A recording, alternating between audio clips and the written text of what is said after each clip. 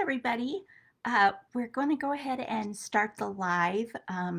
We'll at least start the cameras. We're not going to start officially for a minute yet or so because we have to have a little bit of time for the team to share this out. And I have a few things it looks like I need to do on my computer here. All right. So it'll be, we'll start officially probably about 1 minute after. So if you're here, welcome. And if you would like to put into the chat where you're joining me from today, we'd love to hear that. Oftentimes there are people from all over the world here. There's usually a few people from the UK, sometimes from Australia, although the timing of that is a little bit tricky and all over the US and Canada, of course. A couple times we've had people from South America, which is also great fun. So welcome wherever you're from, but go ahead and put it in the chat because we love to see that. Okay, so I'm gonna give the team at Annie's and Quilters World just a little more time to share the link out to their various social media channels. And that way we'll have as many people as we can here live. It's always kind of fun because you can go back and watch this again later. It's recorded and it'll live for a long, long time on the Facebook pages of Annie's and Quilters World. So a couple more seconds and we'll be ready to go. It said my stream was having issues, but it looks like maybe that has resolved itself. So 11:0, I'm waiting for 11:01, and then we'll get started. All right, here we go.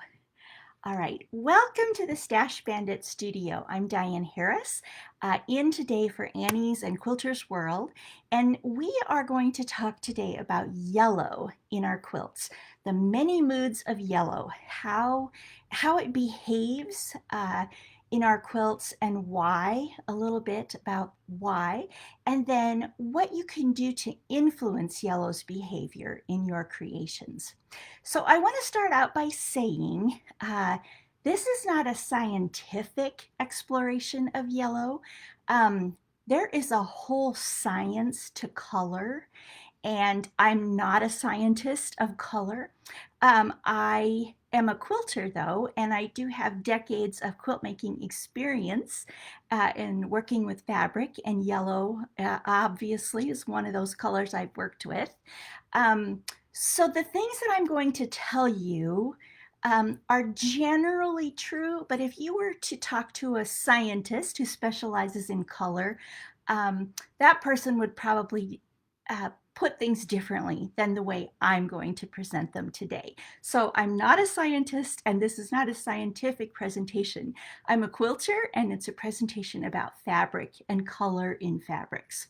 So get that out of the way. So why is yellow such a unicorn when it comes to fabric and putting it in our quilts? You know, I've known for a long time that yellow could be tricky, but I didn't really understand why until I started to do a little bit of research this week for this little presentation. And what I learned is that if you take the pure colors of the color wheel, and I have a couple of visual aids I'm going to use here. So here is just a basic color wheel, and I use this 3-in-1 color tool a lot, and one of my team members is going to put a link to this tool in the chat. So if this is something that looks like it would be useful to you, you'll have a resource where you can get it.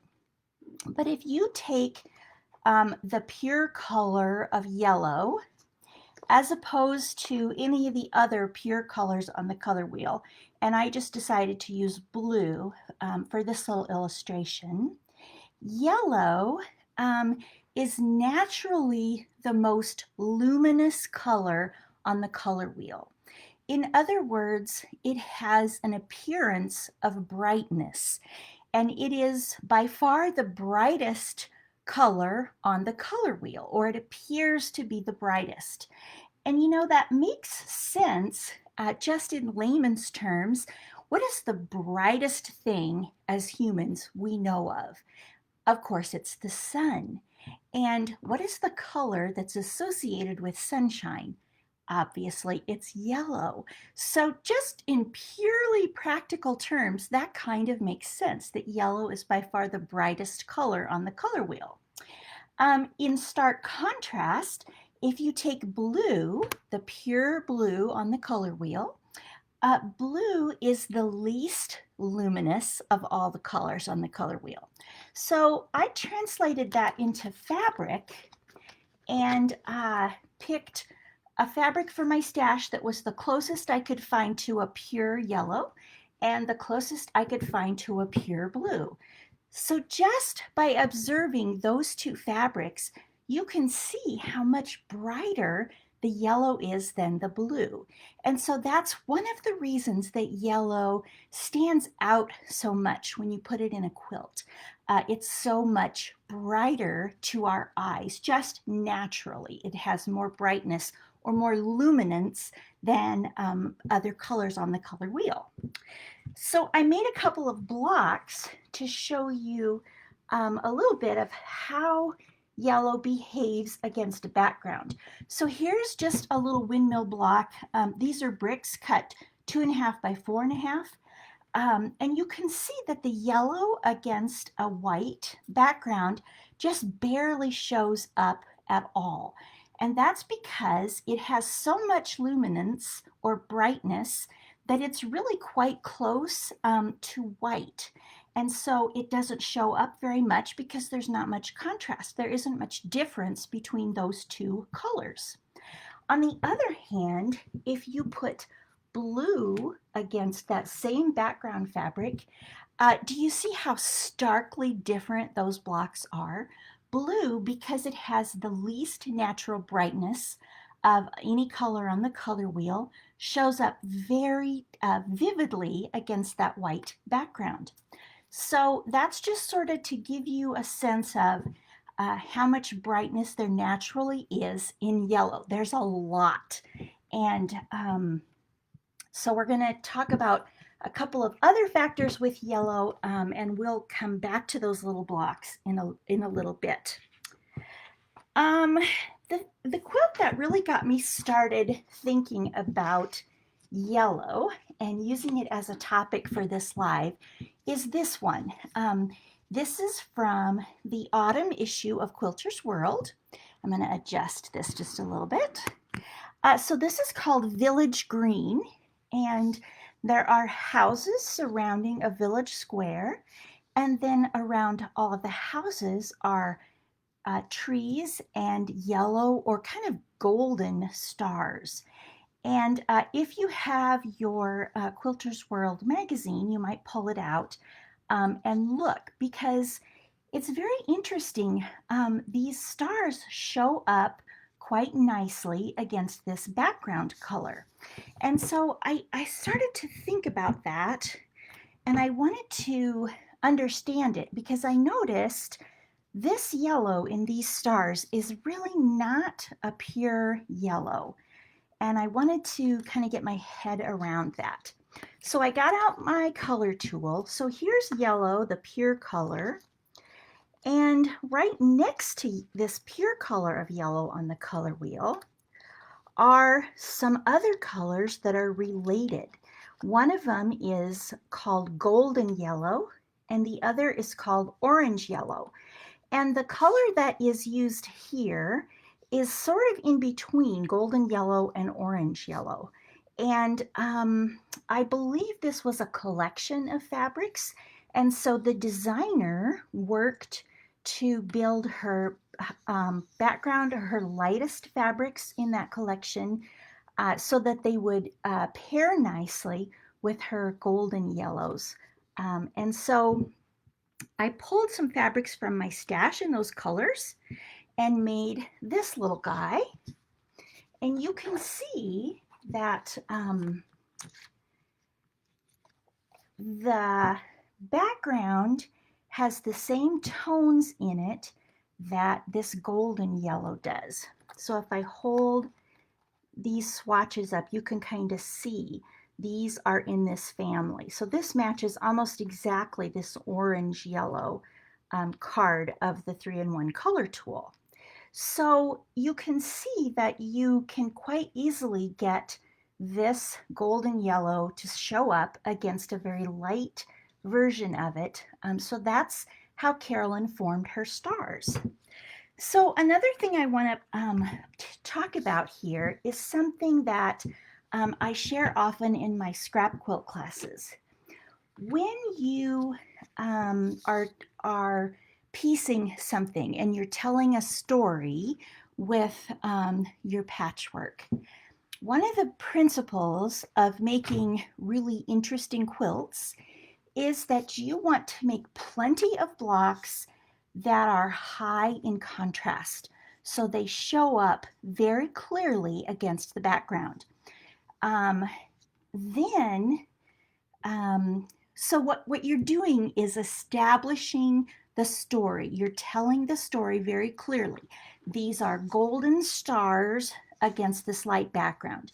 The same thing here. These houses, they're very clearly brick houses or blue houses against the background. So with those very vividly contrasting objects in your patchwork, you've established the story that you're telling. So with the stars, once you have established these are stars, then you can make a few lower contrast blocks, lower contrast stars in this case, and sprinkle them into the quilt, because you've made enough high contrast ones that the viewer's eye will understand those are stars. Then you can sprinkle in the low contrast stars and the viewer's eye will understand those are all stars. If, however, you don't first establish the story that you're telling with your patchwork and you make all of your stars low contrast, the eye won't know what's going on. The viewer will be confused. Are those stars? I can't quite see what those are. And that's what you want to avoid. So you want to clearly establish the story that you're telling with your patchwork with high contrast blocks. And then you can sprinkle in a few low contrast blocks and the eye will understand what's happening. So that is just a principle of how to make really interesting quilts that are clearly telling a story, but those low contrast blocks add a lot of interest to it. So that is one little thing I wanted to share with you about. Okay. When we talk about yellow's vibrance or its luminosity, because it appears to be so much lighter than other colors, two things can happen in a quilt. One, yellow can be difficult. It can be difficult to get yellow to show up on a light background. So that's the first thing, getting it to show up adequately. The second thing that can happen is that it can be bossy. It just takes over the whole quilt.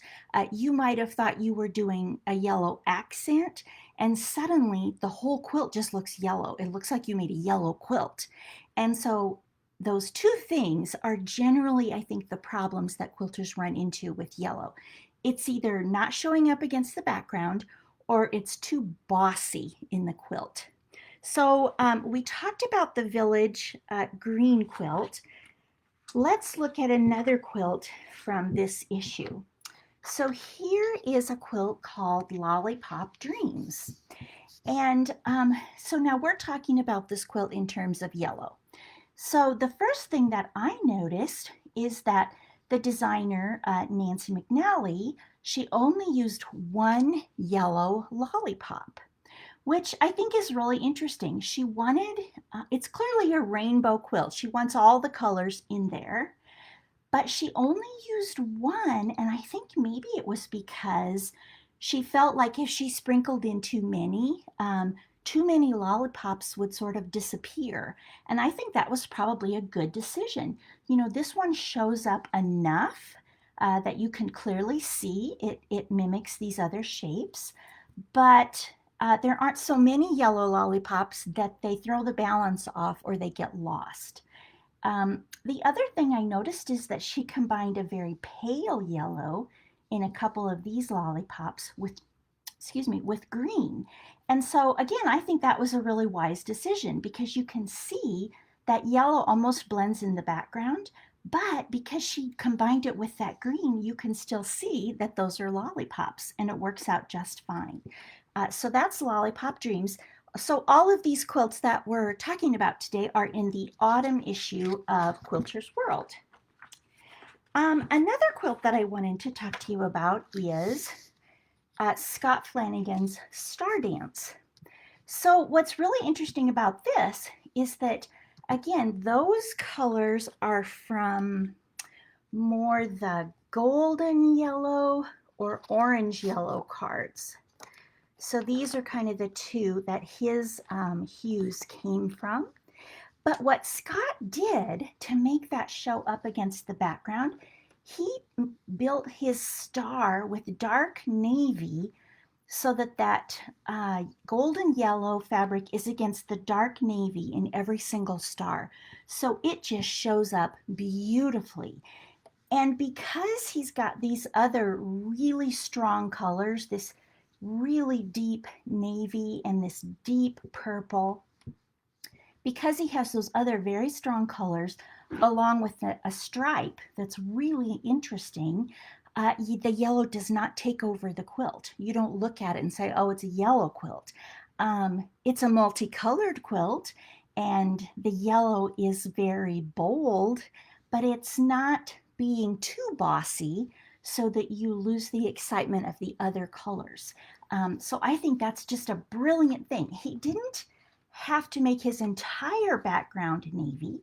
He just put navy in his star right around all of those golden yellows. So I think that was a quite brilliant way to use that fabric. Another quilt from this issue that has a very interesting use of yellow is Aaron Russick's Pumpkin Spice, cute little applique wall hanging. And so here you'll notice Aaron's flowers are a very soft yellow here against a creamy background, but she helped those flowers to show up by putting a little bit darker colored fabrics behind these appliques here. I think those are actually little Dresden plates. And so here you can see that flower almost disappears into the background, but she has these other flowers kind of anchored with darker colors behind them in those leaves. So that's how she established the story she was telling. She made sure that you could tell that these were flowers, and this one then is a little lower contrast, but your eye already understands what's happening.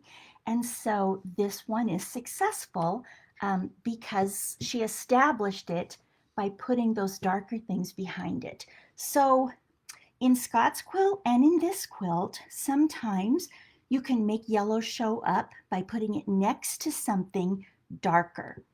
And that's a really good coping technique. So I wanted to show you a couple other ways that you can influence yellow's behavior. We saw earlier this block where the yellow doesn't show up real well against the white. You see it just it fades into the background pretty significantly. But sometimes if you will tweak the background color just a little bit, here I turned the background into a real pale gray, and now the yellow just sparkles right off of there because gray is actually a form of black. If you take black and you add lots and lots and lots of white, you get gray. And so, of course, that has very low luminosity, and this has very high luminosity, and so it shows up beautifully against that pale gray. So one way to influence how your gray acts is to change your background color. And, when you're planning a quilt, one thing that you should think about early is your background. If it's a design that has background and foreground elements, and I would say most designs probably do, think about your background early because the difference or the contrast between the background and the design elements, that's what's going to make the design visible. So you don't want to wait until the very end to think about background. You want to think about that early. And then another thing you can do to influence the way yellow acts is you can pick a yellow that isn't this real pure yellow that's so pale, like this. Here I went more into the golden yellow or the orange yellow.